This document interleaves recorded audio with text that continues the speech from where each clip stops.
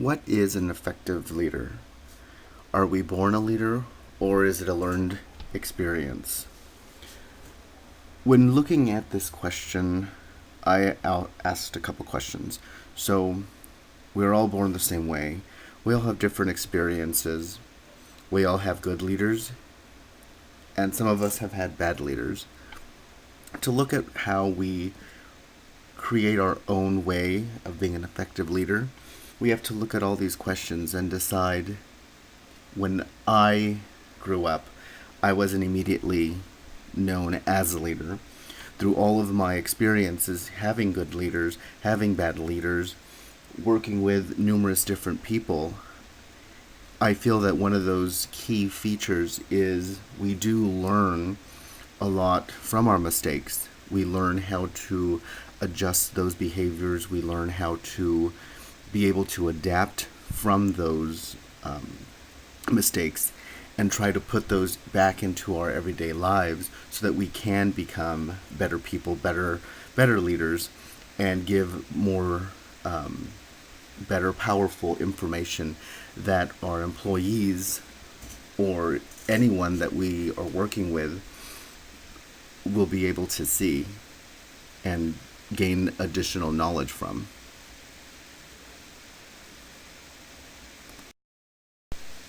A person often asks themselves, what are traits of a good leader? What makes a good leader? What makes a bad leader?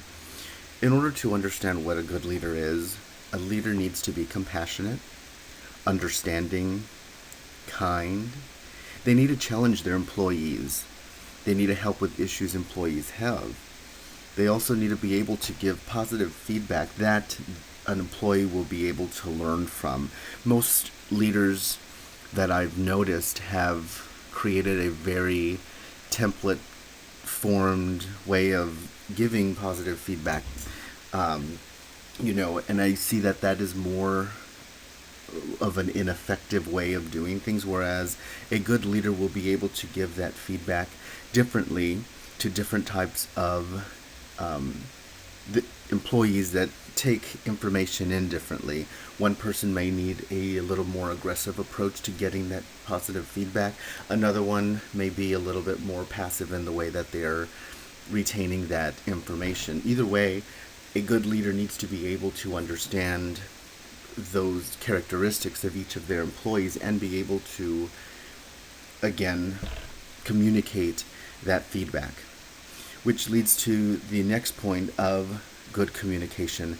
A good leader needs to have the essentials of communication. Without this, there would be no bond between the employee and the leader. This, I believe, is one of the biggest factors of a good leader. It not only helps the leader understand where the employee is coming from, but it also opens up that line of communication to be able to receive that feedback from the employee as well.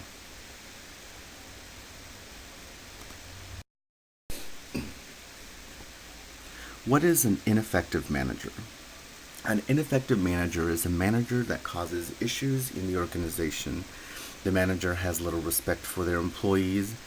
They remind their employees they are in charge and assumably always correct.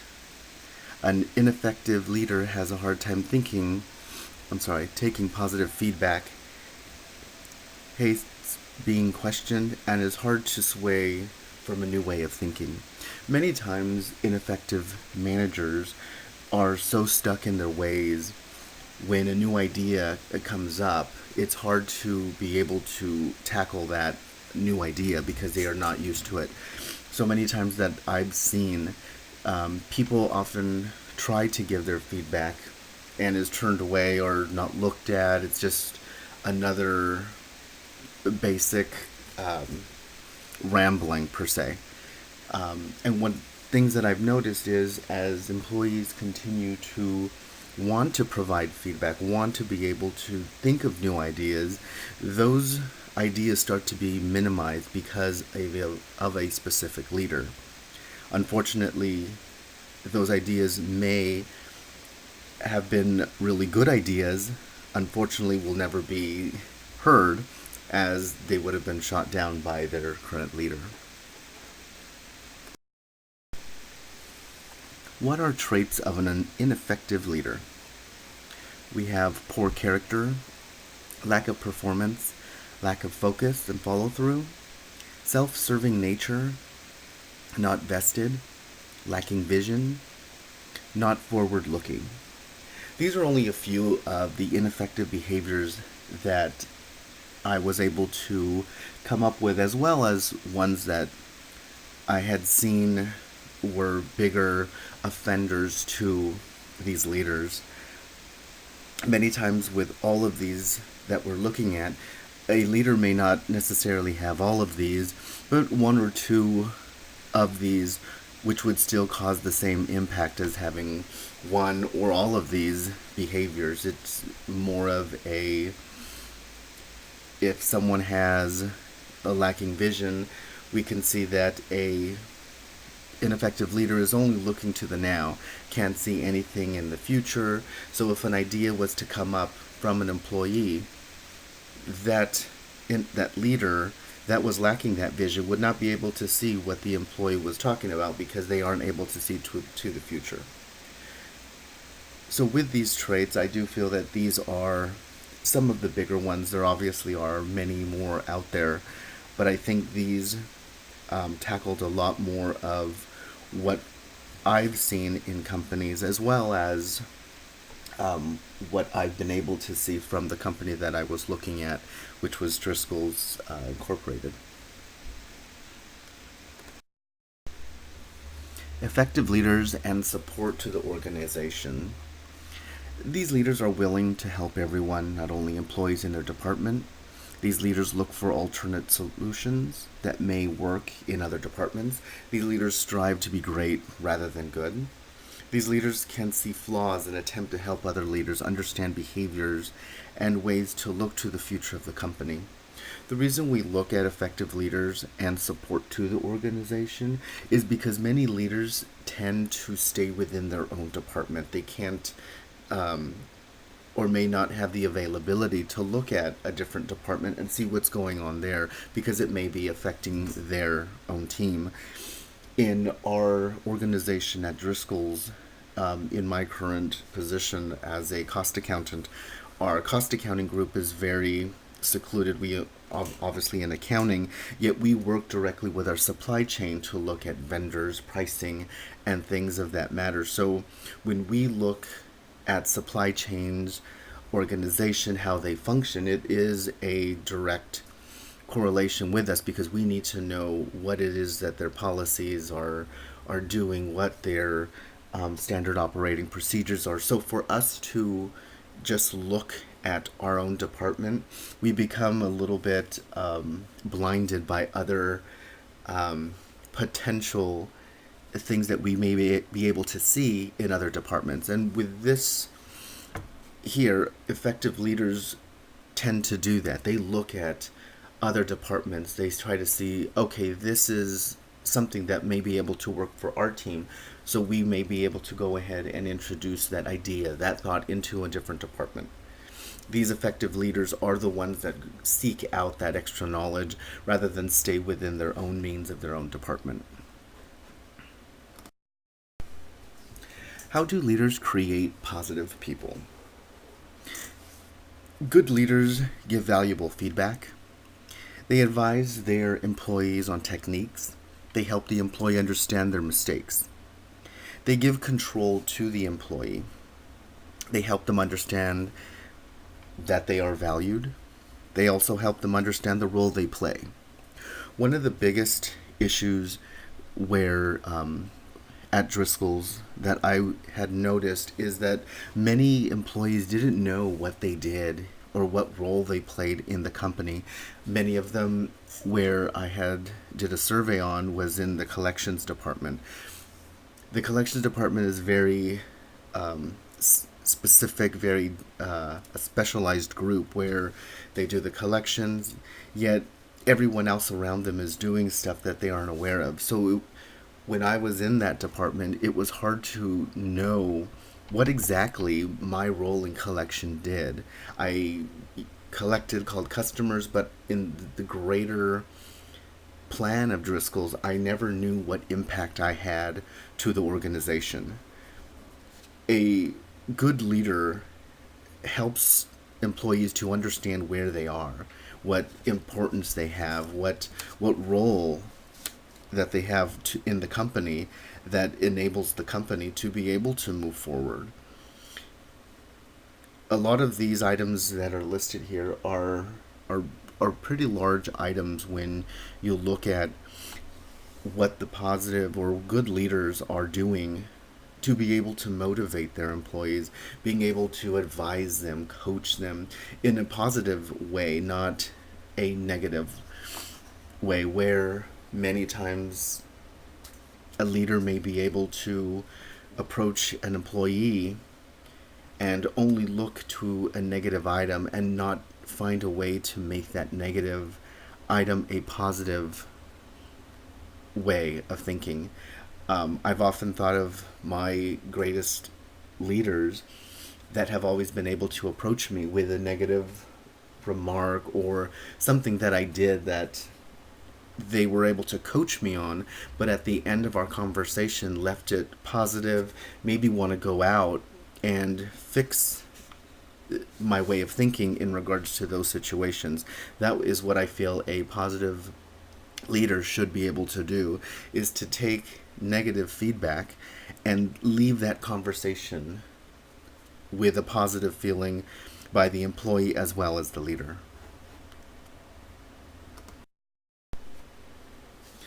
Positive people in the organization. Positive people in the organization want to work. They enjoy where they are. They're happy being at work. They have pride in what they do. They socially speak good about the organization. They are excited about new projects or events. And these positive employer or people are most likely the ones to get promoted. Positive people in the workforce I would say, is a very important role that any employee would be able to play. Whether they have a small role in the company or are an executive, I think most people that are positive bring on a different feeling in the business. They exude a sense of happiness where people will. I mean, most of the time when someone is happy, you know, you have no choice but to be happy around them. And I think these positive people often bring on that reaction from other people that may not be feeling so happy at that time. And of course, with unhappy people around, it starts a little bit of a snowball effect where that negativity starts to grow and grow. The positive people in the organization are those workers that try to turn that around, and they might not even subconsciously just want to do it, but are doing it because they are truly happy. And I think these positive people in the organization do come from those leaders that have great communication with them, enable them to be able to see that there is great in the company. And these positive people are truly working on each of these points that I have pointed out here. And I think it is a important step to look at, because without positive people in our companies, there wouldn't be a healthy medium of want to be at work or a need to be at work feeling. Issues that come from ineffective leaders. There are a couple different issues that happen when a leader is ineffective. We start to see a lot more tardiness, employees that are calling out sick, employees are not working smart, they're losing interest. It ends up creating a team full of drama, employees looking or work elsewhere. Do not give feedback or ideas. No teamwork attitude.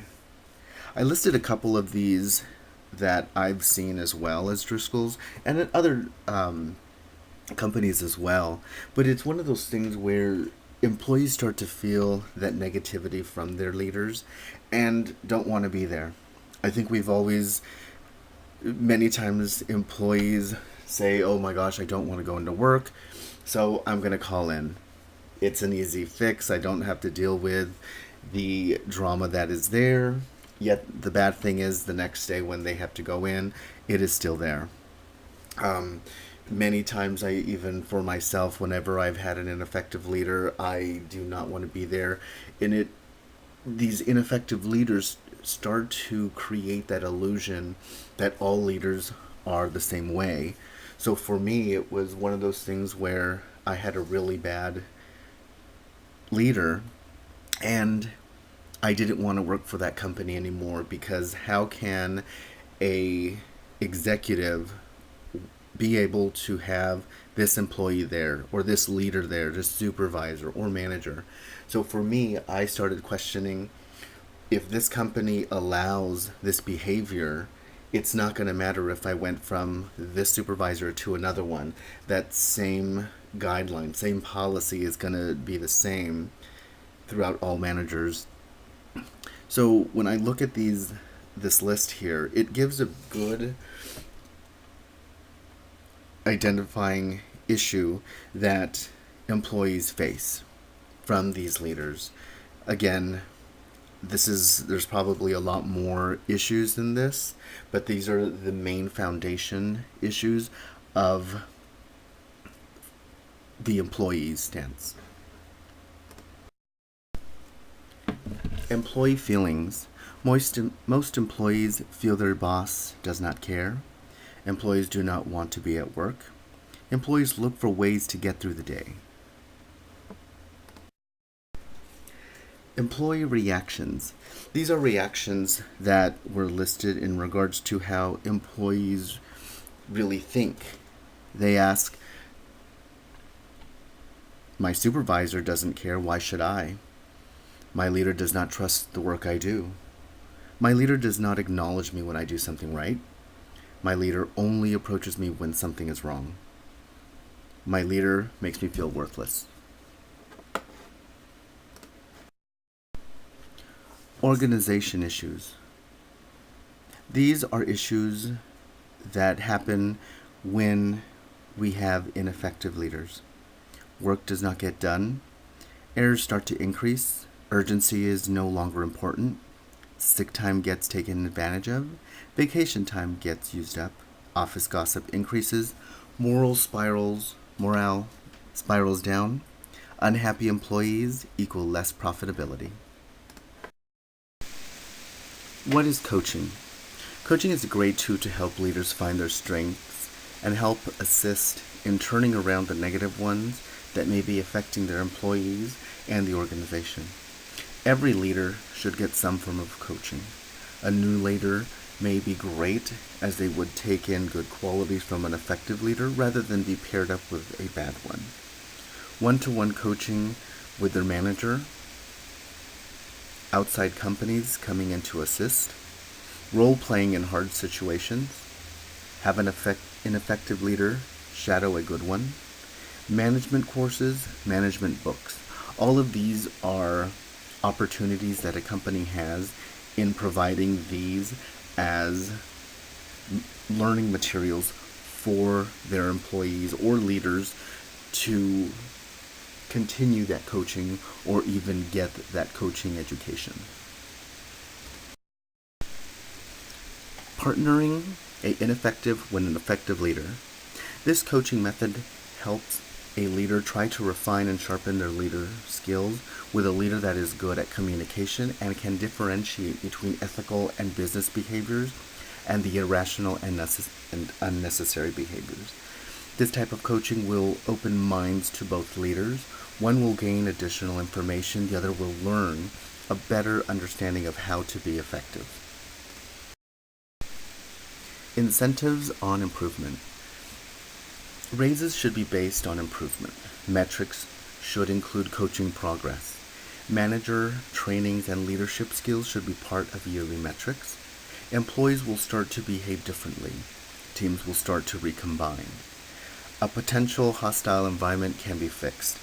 All of these incentives not only speak to a monetary incentive, but also an organizational incentive. We see how some of these range from the metrics that the leader should have in part of their evaluation, and some of these are incentives that a leader needs to understand will help the organization as people start to be able to come together and understand what part they play in the business. To summarize our presentation, all leaders need to have or receive leadership training to be effective. Coaching techniques need to be utilized regularly. Leaders need to understand and be compassionate towards their employees. Leaders need to understand the negative impact they have, not only to their team, but to themselves and the organization. A leader needs to be happy, passionate, and instill knowledge to their employees. A leader needs to be able to help their employees be better at their job and move up in the company. This summary is brief, yet hits major points of ineffective leaders and the consequences they have to the organization. I hope this presentation helps in ways of looking at ineffective leadership and ways of turning that negative feedback or ineffective leadership skills into positive learning experiences. Again, my name is Michael Garcia. Thank you for listening.